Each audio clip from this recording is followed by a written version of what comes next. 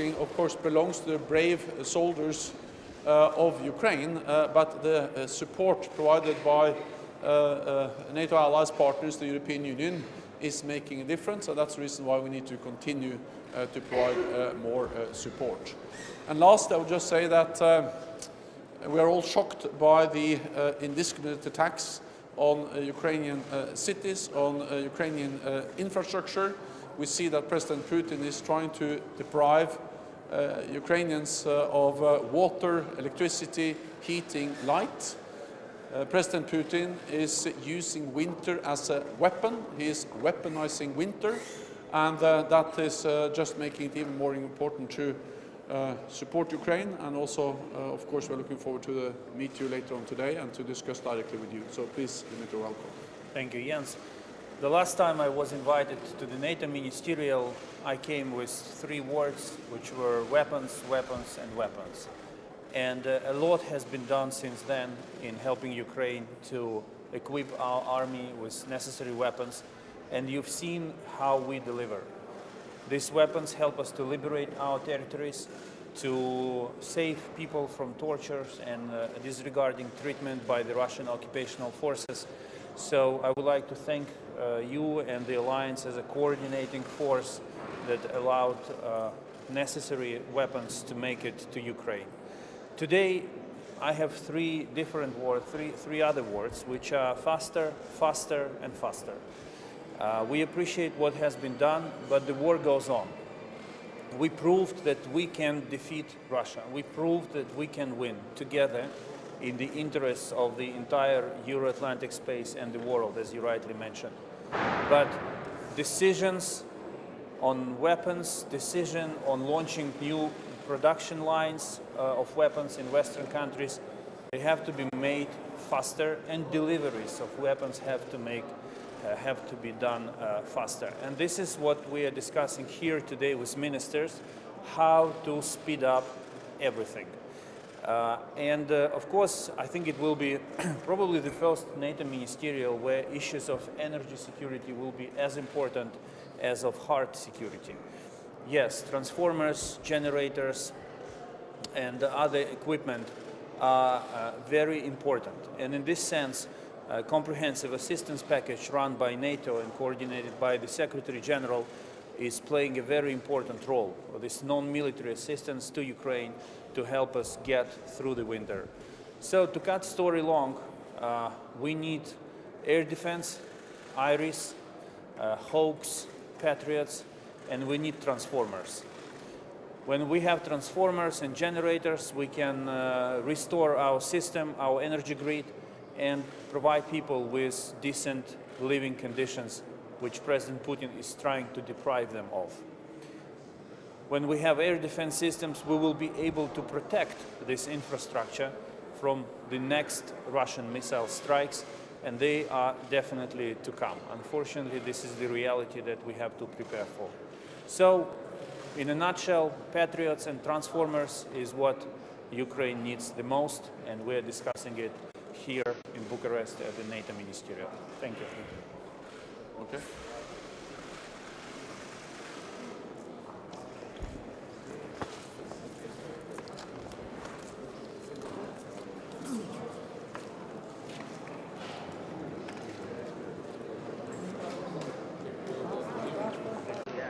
Just wait a few moments.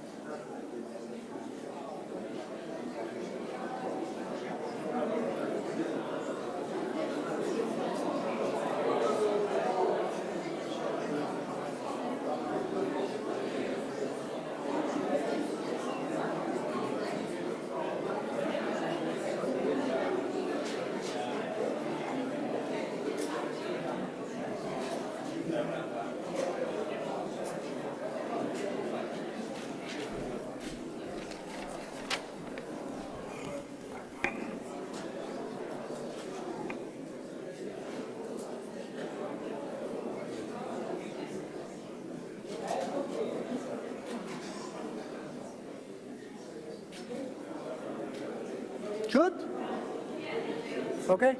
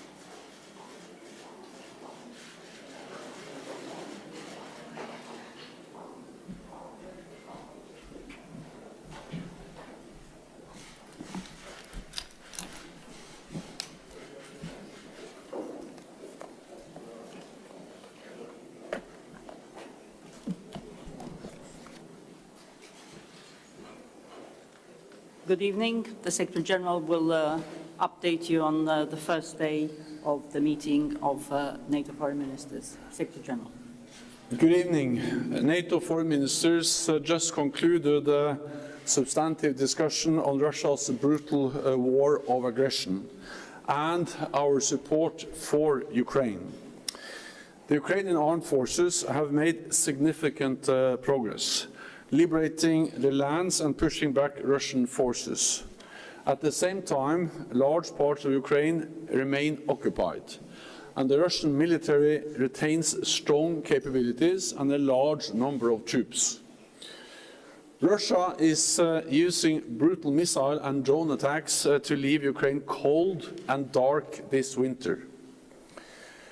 President Putin is trying to weaponize winter, to force Ukrainians to freeze or flee. He is trying to break the will of the brave Ukrainian people and to divide all of us who support them. But our meeting here in Bucarest is sending a strong message of NATO unity and of sustained support for Ukraine. NATO is not party to the war, but we will continue to support Ukraine for as long as it takes. We will not back down.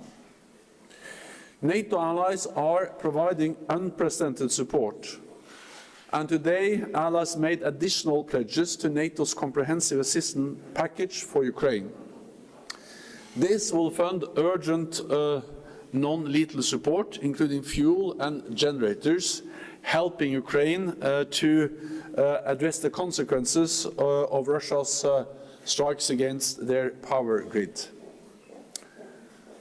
I was also glad to take part in the G7 foreign ministerial meeting just now to secure commitments for the emergency infrastructure coordination mechanism to assist Ukraine. NATO's practical and political support will continue, now and for the longer term. And I look forward to discussing our support with Foreign Minister Kuleba later tonight. In our meeting, we also addressed Ukraine's Euro-Atlantic aspirations. Foreign ministers reaffirmed NATO's support for Ukraine's right to choose its own path, and we recognize and respect Ukraine's aspirations for membership. However, our focus now is on providing immediate support as Ukraine defends itself against Russian aggression. And we will also work even more closely with our other partners. So I look forward to our meeting tomorrow with Bosnia and Herzegovina, Georgia and Moldova. Finally, let me welcome Norway's offer to host an informal meeting of NATO foreign ministers next year in Norway. With that, I'm ready to take your questions. We'll start with BBC, second row.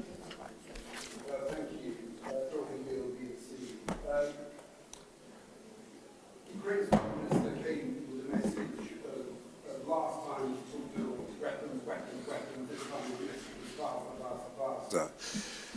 And you set out that you're going to supply help with Ukraine's energy infrastructure, but you've mentioned nothing about weapons. Specifically, Ukraine's foreign minister says he wants air defense systems. Now, I know you've provided some, but he mentioned specifically Patriot air defense systems. NATO allies have put Patriot systems in other countries, NATO member countries. They haven't given one to Ukraine. Do you think it's time that that is addressed? And that what is the reason you can't give, or NATO allies can't give, Ukraine Patriot air defense systems, which he wants? So first of all, one of the main reasons it is important to have Minister Kuleba here is that then we can sit down, as we'll do later tonight. I also had a bilateral with him earlier today, to address and to discuss the urgent needs and the different concrete requirements asked that Ukraine is presenting to NATO allies. And this dialogue has actually enabled us to increase the support from NATO allies to unprecedented levels, both the military support, the types of weapons, and also the amount of support. And therefore, it is important that we continue to meet and to go through the concrete lists. We do this in NATO. We also do that in what we call the Ramstein format, that we meet regularly, NATO allies, partners, led by the United States. This is partly about providing new systems, like, for instance, the Patriots, and there is an ongoing discussion about that now. But it's also very much about ensuring that the systems we have already delivered are functioning, are effective. And to do so, we need to ensure that we provide spare parts, enable them to do maintenance of the systems, and also ammunition. Because one of the huge challenges we face now is that some of also the advanced systems like the NASAMS that NATO allies have provided already, advanced NATO standard air defense systems, or the German IRIS-T, which are advanced air defense systems, that we are not only providing those systems, but that we are also ensuring that we provide the necessary ammunition and spare parts to secure that these systems are operating effectively. So yes, we are addressing a wide range of additional systems. At the same time, we are urgently addressing the need to ensure that the existing systems are working as expected. Okay, we'll take Politico. Thank you very much, Lily from Politico.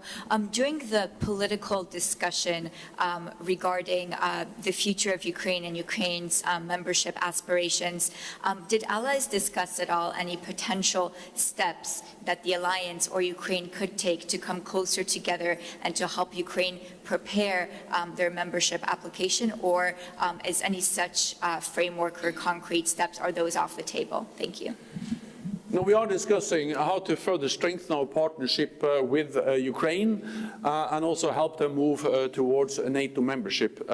NATO allies have reiterated their decision taken here in Bucarest about NATO membership in 2008. And we have also demonstrated that NATO's door is open. We have demonstrated that over the last years by inviting North Macedonia, Montenegro to join. They have already joined, and also by inviting Finland and Sweden, and already 28 out of 30 allies have ratified their accession protocols. On Ukraine, of course, the main focus now is on providing urgent needed support, both to help them defend themselves, but also to repair the destroyed energy infrastructure and many other types of support. But on Ukraine, we are discussing how can we strengthen further their political partnership, short of membership, and there are different ways of doing that, just by meeting more frequently, having more substantive discussions, and looking into different ways of expanding, deepening our political partnership. Second, we are now stepping up the practical support, and of course the practical support is important because we provide them with fuel, with generators, with winter clothing, with drone jammers and many other things. But the political support and the practical support goes hand in hand, because by expanding the practical support we also are engaging more closely with Ukraine, and we're also looking into how we can further strengthen that when it comes to, for instance, capacity building, helping Ukraine to transition from Soviet-era equipment to standards and doctrines, to NATO standards and doctrines, and to become more interoperable with NATO forces. So the practical cooperation and the political cooperation goes hand in hand, and is helping to move Ukraine towards NATO. We'll go to the lady in grey there from NV Ukraine, just behind you. Natalia Rob, NV Ukraine. At the G20 summit in Bali, Ukraine's President Volodymyr Zelensky presented a 10-step peace plan. Would NATO be ready to support it? And do you think can guarantee a lasting? What do you think can guarantee in Ukraine a lasting peace? In Ukraine until our country becomes a NATO member, as promised last time in Bucarest?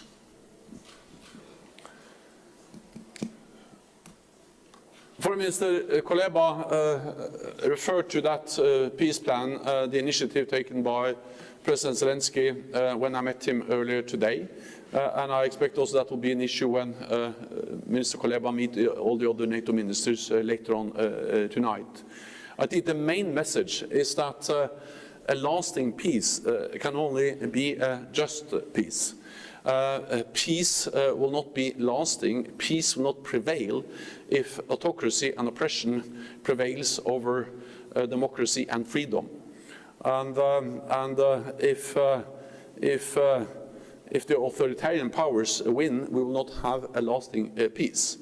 And that's also the reason why, of course, everyone is in favor of peace. But we also have to realize that the only way to achieve peace is to ensure that the aggressor doesn't win.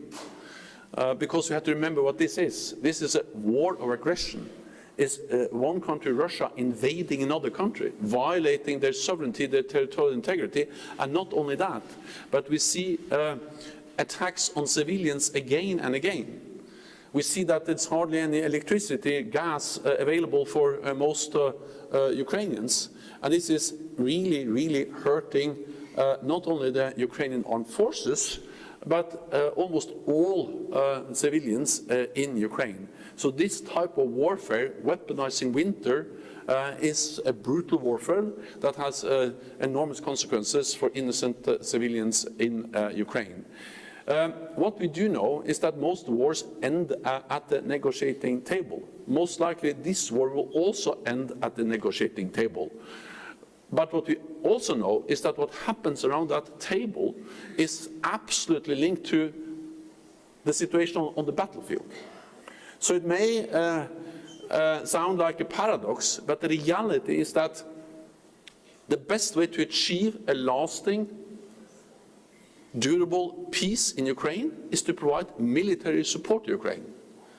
Because that's the way that Russia will learn, President Putin will understand that he cannot achieve his goals on the battlefield. He has to sit down and negotiate in good faith and actually make some serious concessions to have a lasting peace. So yes, we support efforts, but we also know that the way to achieve a durable peace is to provide military support to Ukraine. Okay, Wall Street Journal. Thank you very much, Dan Michaels, Wall Street Journal. Today's statement mentioned the Black Sea security, as did the strategic concept in Madrid, both of which were pushed by Romania. The Romanian president and foreign minister were very proud of getting this in there. But according to several members, another NATO Black Sea country, Turkey, has pushed back against this, not wanting NATO too much involved in Black Sea security. How problematic is this for NATO that something as critical as Black Sea security is so controversial within the alliance? Thank you. Well, all allies have agreed, and not only agreed, but actually implemented a significant increase of NATO's presence in the Black Sea region. This started back in 2014. After Russia's illegal annexation of Crimea, we have implemented a strong reinforcement to our collective defense, especially in the eastern part of the alliance, and that includes the Black Sea region, including in Romania, with more presence on the ground and also supported by air power and a lot of advanced capabilities. We have now what we call enhanced vigilance activities that are helping allies to monitor and to be present in the Black Sea region. Then when we realized that Russia was planning a full-fledged invasion of Ukraine last fall, we further added to our presence in the Black Sea region. I was myself in something called the MK base here in Romania. I think it was early February this year. And I saw how the US, but also other allies, deployed more troops. France is now leading a battle group here. We have doubled the number of battle groups from 4 to 8, including one in Bulgaria and one in Romania, to increase our military presence. So before and after the invasion, we have significantly increased our presence with many different types of capabilities. We also made important decisions, all allies, in Madrid to further increase presence, to have more earmarked troops, higher readiness, more pre-positioned equipment, and the combination of more forward presence, more pre-positioned equipment with earmarked troops that can be deployed to specific areas is the way also to increase our presence in the Black Sea region. So we're working on the details of many of these decisions, but a lot has already happened just by the measures we have taken. One more thing, and that is that since we were so prepared for the invasion, on the morning of the invasion, we activated our defense plans. And that means that Sarkar, our Supreme Allied Commander, gets more authorities to move forces. So he can, on his own authority, move forces into this region when needed. A lot has been moved into the region already, but he can, when he deems it necessary, add additional forces, land, sea, and other capabilities when needed. Frankfurter Allgemeine Zeitung. Thomas Kutschka, Frankfurter Allgemeine Zeitung. Secretary General, coming out of these meetings, can you quantify the pledge that allies made today regarding the restoration or repair of Ukrainian energy infrastructure, and how quickly will allies be able to deliver on their pledges? And maybe in the more long-term support, do you see a specific role for NATO in training Ukrainian soldiers, something which is now done by the UK or by the EU, but not by the alliance as such? Thank you. So, first of all, I cannot quantify that because I left the meeting where they made the pledges, and they were making pledges as I left. So I think it would be very wrong if I now start to summarize those numbers. But it is a meeting going on. I gave my intervention. I told them how NATO can support these efforts with our comprehensive assistance package. And then they're going around the table, and there will be more pledges for certain.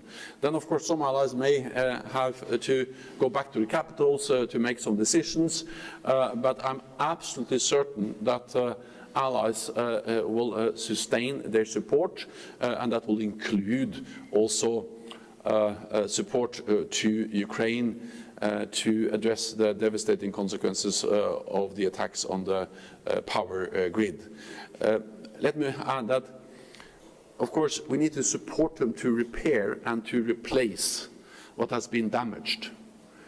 But we also need to support them to defend, to shoot down incoming drones and missiles. That's the best way to protect the Ukrainians against these attacks, and to ensure that President Putin does not succeed in trying to weaponize winter. But the concrete numbers, you have to wait until allies have made the pledges. Then on training, well, so NATO allies have, as you alluded to, trained Ukrainian troops for many years.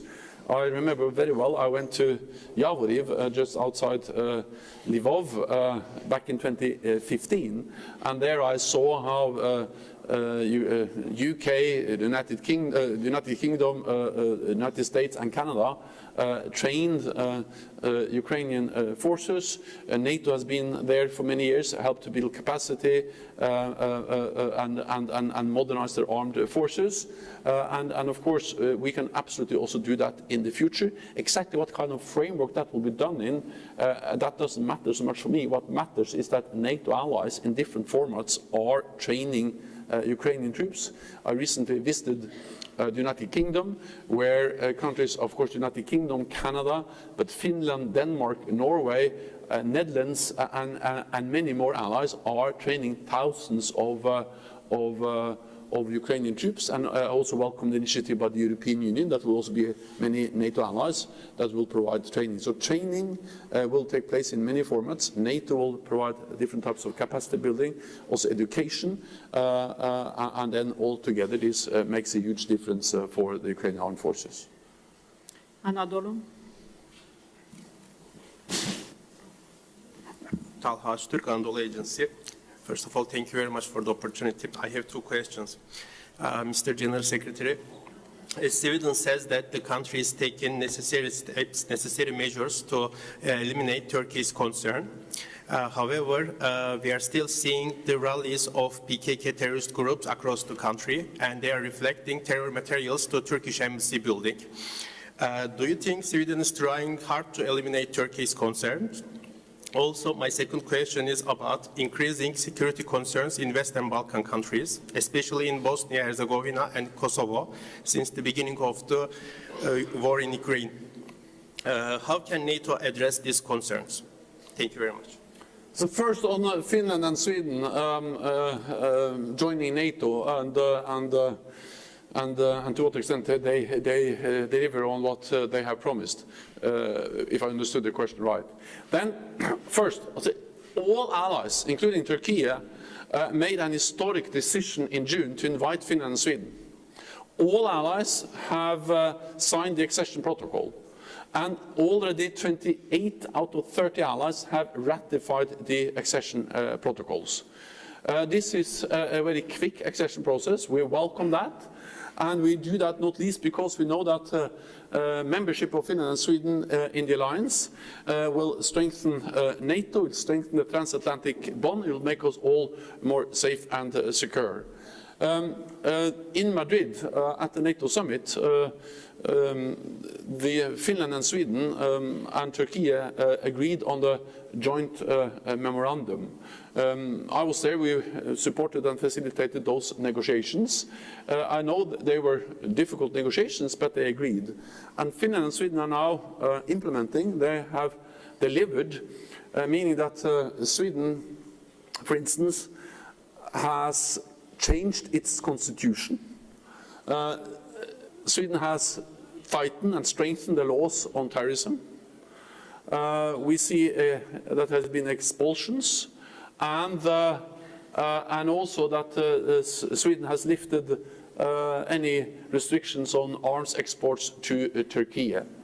On top of that, we have established, or they have established, a mechanism to ensure that this will continue.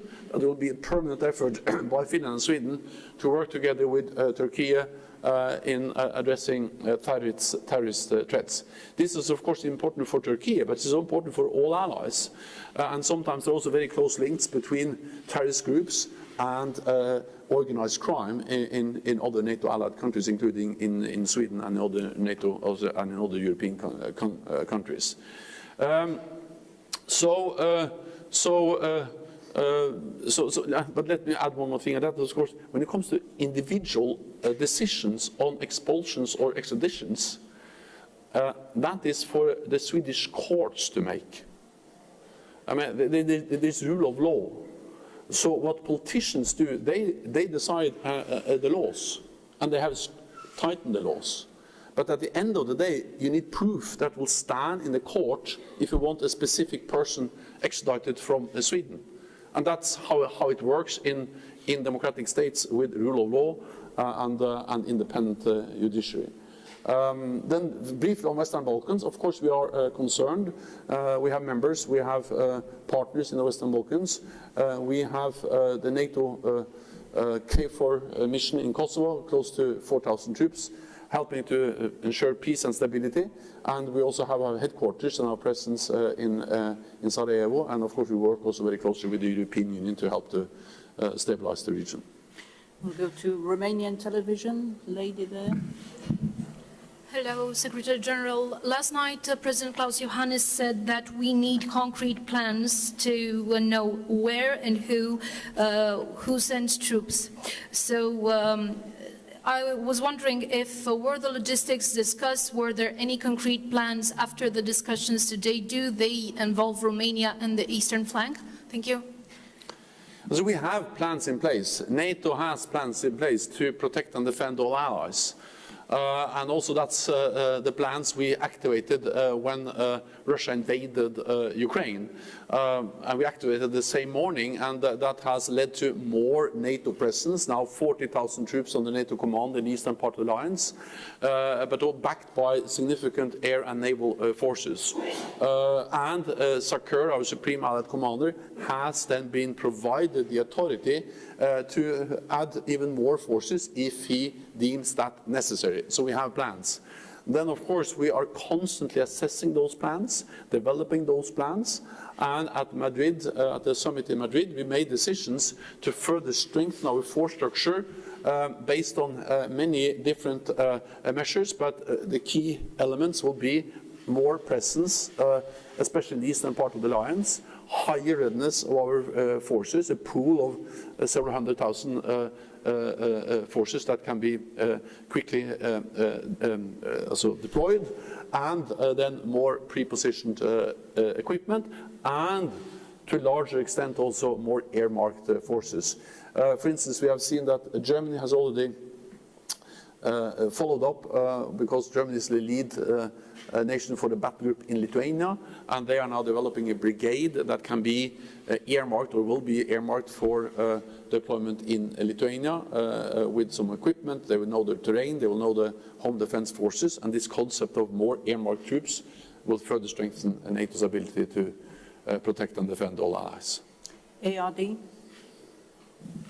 Secretary General Markus Price with ARD German TV. I have a question. Everybody's saying Putin is weaponizing the cold and the winter. I'm a bit surprised that you're talking about this on the 29th of November right now. Have you been late to addressing that kind of weapon? Thank you. Well, we have addressed this issue for a long time, not least by providing air defense systems. I think that, of course, the most effective thing NATO allies do is to help Ukrainians to shoot down incoming missiles and drones from Russia. And we also know, and this was also shared by Minister Kuleba, that actually a quite high proportion of the incoming Russian drones and missiles are shot down. So without the significant and modern air defense systems that NATO allies have provided, we would have seen much more devastating attacks and much more damage, including of the gas, the energy, the power grid. Then, of course, what we see now is a very deliberate attack on this critical infrastructure. For me, it's obvious that that actually reflects that President Putin is failing on the battlefield, because since they're not able to resist the fact that Ukraine has liberated a lot of territory, the way they can respond is by attacking civilian targets. And of course there are thousands of cities, there are hundreds of energy facilities, and of course there's no way all of them can be defended at the same time. But that's also the reason why we are stepping up and urging allies to provide even more, and then try to mitigate with both generators, fuel, spare parts. This is about defending, it's about repairing, and it's about replacing their energy infrastructure, and we are doing all things at the same time. Okay, we'll take one last question. Journal TV, lady in pink from Moldova. Thank you, Journal TV, Republic of Moldova. So, the latest security incidents caused by Russian missiles launched against Ukraine and which crossed the airspace of Republic of Moldova, one of which fell in Moldovan territory, have brought back into the public discussion the vulnerability of the Moldovan defense system. How could the allied countries support Moldova in this regard? Thank you. Well, Moldova is a partner of NATO. Moldova has a very close relationship with the European Union, and many allies also provide different types of bilateral support to Moldova.